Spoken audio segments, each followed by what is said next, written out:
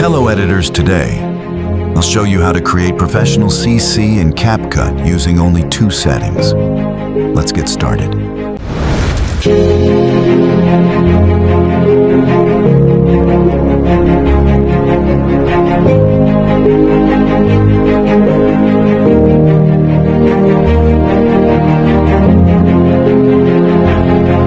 Step 1. Select your clips.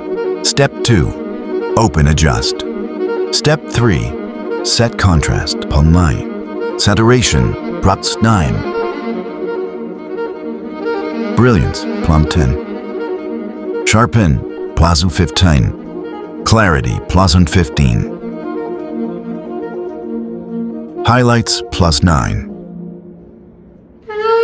Temperature, plus 4. Step 4. Open Filters. Step 5. Search for 4K.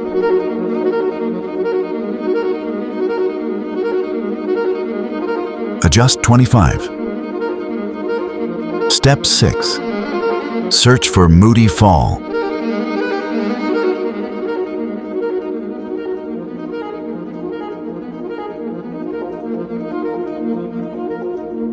Adjust 20. Export in 2K for best quality. Your video now has a 4K look.